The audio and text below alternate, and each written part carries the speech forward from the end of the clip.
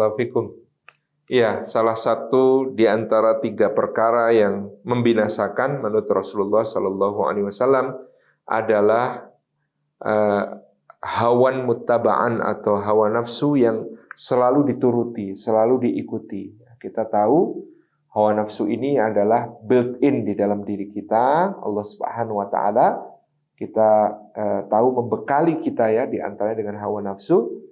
Ketika dia berada dalam kendali, maka hawa nafsu itu memadai untuk kita bertahan hidup, memadai untuk kita berkembang biak, memadai untuk kita di dalam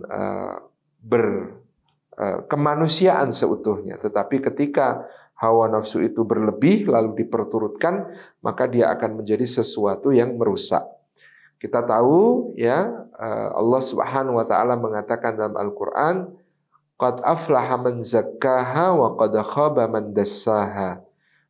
Maka beruntunglah orang yang selalu mensucikan jiwanya dari hawa nafsu itu, dan celakalah orang, rugilah orang yang selalu mengotori jiwanya dengan hawa nafsu tersebut. Jadi di sini kuncinya ternyata adalah tazkiyatun nafas, atau selalu melakukan proses penyucian diri di dalam diri kita, agar kemudian kita tidak dikuasai oleh belenggu-belenggu hawa nafsu tersebut. Kita mengetahui hawa nafsu tersebut ya terbuka ya pintu-pintunya oleh setan melalui pintu syahwat. Ya.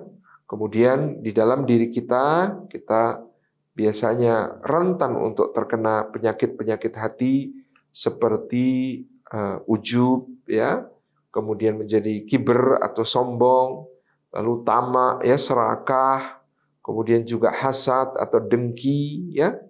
Ya, kemudian gabungan dari penyakit hati dan godaan setan inilah ketika menunggangi hawa nafsu kita, maka akan menjadikan kita rusak. Nah, apa yang pertama kita lakukan untuk menterapi hawa nafsu ini? Yang pertama adalah zikrullah, atau selalu berzikir mengingat Allah Subhanahu wa taala. Dalam Al-Qur'anul Karim Allah Subhanahu wa taala mengatakan, wala tuti' man aghfalna qalbahu an dzikrina wattaba'a hawahu wa kana amruhu furuta. Dalam suratul Kahfi ayat ke-28, dan janganlah kamu taati orang yang kami lalaikan hatinya dari berzikir kepada kami, sehingga dia selalu mengikuti hawa nafsunya, maka jadilah urusannya itu melampaui batas. Jadi di sini ternyata sebab dari orang kok bisa-bisanya terus-menerus mengikuti hawa nafsu adalah karena dia lalai dari zikir kepada Allah. Maka mari kita membiasakan zikir-zikir yang bisa menentramkan jiwa kita dari dorongan hawa nafsu. Bisa zikir sesudah sholat, ya, kita rutinkan, kita dawamkan, kita kuatkan. Bisa zikir pagi dan zikir petang, ya, semampu kita, apa yang kita bisa baca, ya. Kemudian ada zikir sebelum tidur, ya, supaya kita kemudian ingat kepada Allah sebelum tidur dan terjaga kita dalam tidur kita. Ini adalah zikir-zikir yang perlu kita selalu dawamkan, zikir-zikir yang perlu kita perbanyak. Jadi intinya orang yang ingat kepada Allah, maka dia akan terbebas dari belenggu hawa nafsunya. Karena dia ingat Allah yang menciptakannya, dia ingat Allah yang memberi rizki, ingat Allah yang mengatur segala urusannya, ingat Allah yang memilikinya, ingat Allah yang maha pengasih, maha penyayang. Ingat bahwa Allah Subhanahu wa taala memerintahkannya untuk taat, Allah melarangnya untuk maksiat, Allah menjaganya dengan penjagaan yang sempurna, Allah memberinya karunia-karunia. Jadi dia terus mengingat hubungannya dengan Allah, zikir kepada Allah ini akan sangat menyelamatkan. Yang kedua yang berikutnya adalah melakukan muhasabah atau menghitung-hitung diri kita. Di dalam diri kita, ya, apa yang sudah kita persiapkan untuk menghadapi kehidupan yang sejati setelah kematian kita.